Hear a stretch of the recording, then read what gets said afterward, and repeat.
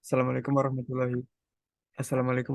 wabarakatuh. Perkenalkan kami dari kelas IFC Malam ingin mempresentasikan hasil mini PBL kami dengan judul aplikasi permintaan pengukuran tanah. Sebelum itu kami ingin memperkenalkan diri terlebih dahulu. Saya Muhammad Alfareja Prianto dengan NIM 3312211088. Saya Adel Novazaki dengan NIM 3312211062. Saya Ari Yuda Wicaksono dengan NIM 33122111078. Dan saya Rifki Anwar dengan NIM 33122111086. Berikut ini adalah identitas proyek yang kami kerjakan dengan judul proyek aplikasi permintaan pengukuran tanah. Untuk luaran ada laporan, analisis, dan aplikasi web.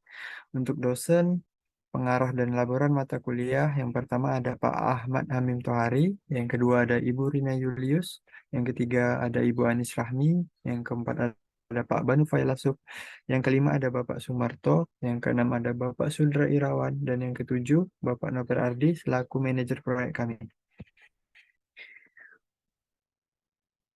Berikut ini adalah riwayat pengerjaan proyek yang kami kerjakan. Ada planning, analisis, use case diagram, desain, IR diagram, dan kuesioner sesuai dengan logbook yang kami kerjakan. Yang pertama ada spesifikasi sistem yang akan dibacakan oleh Mas Rifki Anwar. Saya akan menjelaskan spesifikasi sistem. A. Overview atau deskripsi umum. Aplikasi permintaan tanah adalah aplikasi berbasis website yang berisi permintaan pelanggan untuk melakukan pengukuran terhadap sebuah lahan atau tanah dalam rangka mendapatkan informasi tanah. Dengan adanya aplikasi permintaan pengukuran tanah ini diharapkan akan memudahkan dan mempercepat proses pengukuran tanah yang seringkali membutuhkan waktu yang lama dan kurang efisien. Kemudian B, user stories. Diawali dengan functional recruitment. Yang pertama, pengguna, staf pengukur, dan admin. Yang kedua, pengguna yang tidak menggunakan data yang sesuai atau valid maka akan mendapatkan peringatan untuk mengisi data yang sesuai. Yang ketiga, pengguna dapat melihat halaman beranda website. Yang keempat, pengguna dapat mengajukan untuk melakukan permintaan pengukuran tanah. Yang kelima, admin melakukan validasi pada permintaan dan mengirimkan staf pengukur. Kemudian non-functional recruitments. Yang pertama, keamanan sistem harus memiliki fitur keamanan yang memadai untuk menghindari kebocoran informasi. Yang kedua, ketersediaan sistem harus selalu tersedia untuk diakses oleh pengguna. Yang ketiga, kepastian sistem harus memberikan informasi yang akurat berkenaan dengan kegiatan yang dilakukan. Yang keempat, kinerja sistem harus dapat menangani permintaan pengukuran tanah dalam waktu yang singkat. Yang terakhir, interoperabilitas sistem harus kompatibel dengan sistem yang lain yang digunakan oleh organisasi untuk mengelola data dan informasi. Terima kasih kepada Mas Rifki Anwar. Untuk selanjutnya, identifikasi pengguna aplikasi akan dibacakan oleh Mas Adelat Nafalzaki. Identifikasi penggunaan aplikasi. 1. Nama aplikasi atau sistem yang akan dibangun. Nama aplikasi atau sistem yang akan dibangun diberi nama aplikasi permintaan pengukuran tanah.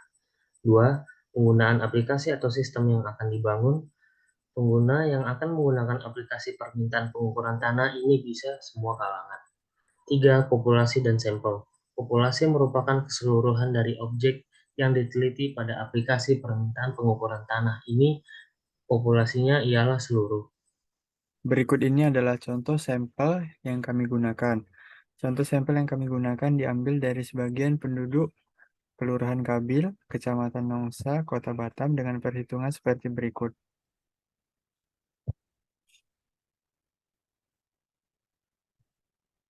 Selanjutnya dibacakan oleh Mas Adelat. D. Kuesioner atau pedoman wawancara atau form observasi lapangan untuk proses analisis kebutuhan dan requirement aplikasi.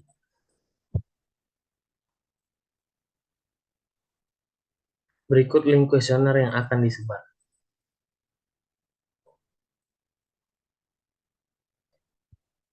Selanjutnya, G. Pemodelan sistem, use case diagram, dan use case skenario. Berikut adalah use case diagram yang kami buat.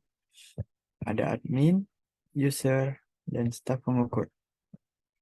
Berikut ini adalah use case skenario-nya, dimulai dari login, permintaan pengukuran tanah, validasi, mengassign staff, set jobs, sampai ke logout nantinya. Desain basis data. Berikut ini adalah IR diagram yang telah kami buat. Ada login. Ini adalah model relasionalnya, one to many, peminta pengukuran, many to many, permohonan, staf pengukur, one to many, admin, many to many, permohonan, dan pengajuan sertifikat. Oke, selanjutnya desain antarmuka atau wireframe akan dibacakan oleh Mas Aryo Yudo. Oke. Berikut adalah desain antarmuka atau wireframe yang saya buat, yaitu memiliki menu. Yang pertama adalah home, yaitu tampilan utama dalam websitenya. Kedua, permohonan, di mana di sini bagian untuk mengajukan permintaan pengukuran tanahnya. Ketiga adalah apa?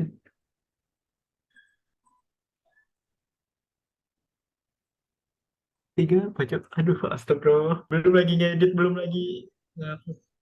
Selanjutnya desain antarmuka atau wireframe yang akan dibacakan oleh Mas Aryo.